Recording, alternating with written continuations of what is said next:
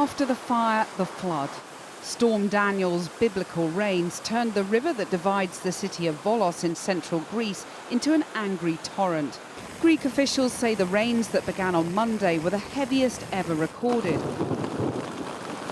Authorities warned residents to keep off the roads, with the mayor of Volos wading into the floodwaters himself to plead with residents. Where do you think you're going? Go back home. The rivers are going to break their banks. There's a lot of water coming. At least 2 people have died in Greece after being swept away by floodwaters. Another 3 are still missing. To the east of the city on the mountainous Pelion Peninsula, villagers said appeals for help have gone unanswered. We will end up mourning the dead. People with small children are in danger. There are already cars in the sea. And on the island of Skiathos, made famous as the location for the film Mamma Mia, residents desperately attempted to build dams against the rising floodwaters with whatever debris flowed past.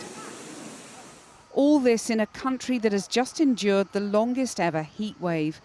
Just days ago, it was burning. From its northern border to the southern island of Rhodes, wildfires forced an exodus of tourists. In July, fires around Volos detonated ammunition stored at a military airbase. Now the city is once again counting the cost and cleaning up after a summer seemingly cursed by the climate. As the floodwaters receded, this grocer returned to a wrecked shop, most of his stock ruined.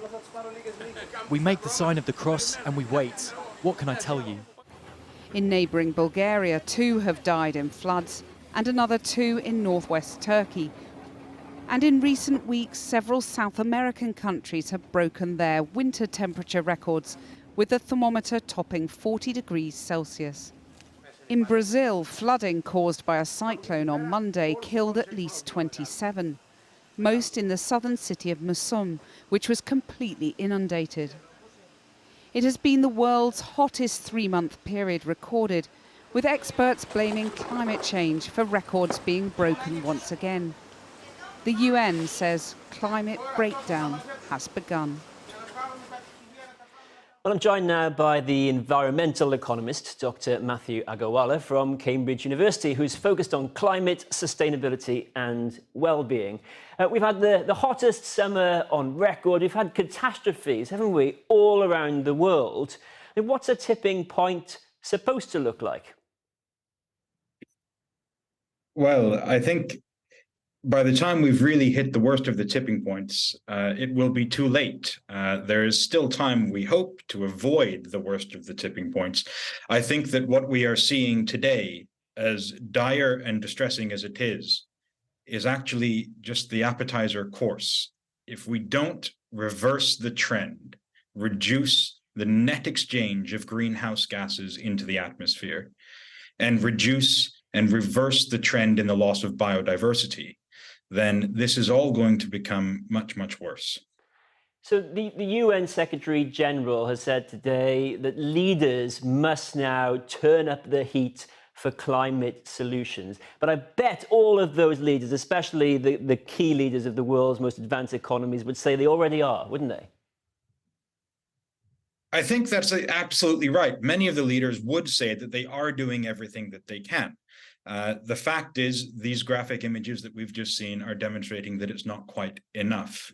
The scientific evidence is that we're really nowhere near the scale of emissions reduction that we need in order to hit net zero on time by 2050.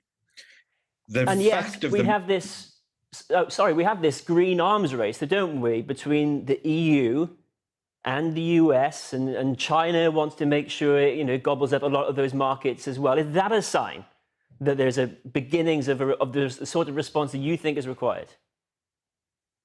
This is good news. The Inflation Reduction Act in the United States is hundreds of billions of dollars, a step in the right direction.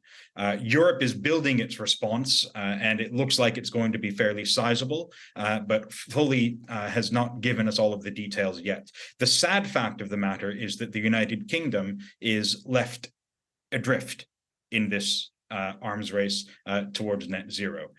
We have left the European Union, which means we're no longer really a part of that consortium, and we are slowing down our investments in offshore wind. Although I do note there is good news about the attempt to try to relax the restrictions on onshore wind this week. What do you make of the fact that while we've had this sort of summer of climate catastrophes, there's talk politically in the UK about the ULEZ, about North Sea oil and gas. These are becoming sort of political wedge issues ahead of a general election. I think that what the public needs to know and what the politicians need to know is what the scientists and economists have been saying for decades. The trade-offs are real and they are inescapable. There is nothing that the public or that business or that governments can do to avoid the difficult decisions that are going to need to be made. Somebody always pays. Either that's businesses and consumers who pay with higher products and higher taxes, or it's governments and taxpayers who have to raise taxes to make the investments today in order to avoid the worst effects of climate change, air pollution, and biodiversity loss.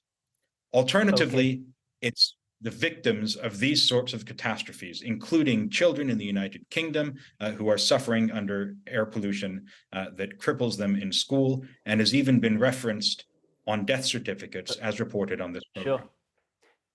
Dr. Matthew Agarwala, we have to leave it there, but thank you very much for speaking with us tonight.